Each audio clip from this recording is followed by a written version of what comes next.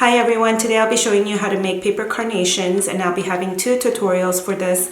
One freehand cutting for people that don't have machines, and then a separate tutorial where I use my Silhouette. In this tutorial I'll be using my Silhouette, but you can use any other cutting machines, and I do have the template available for purchase. The link will be provided below.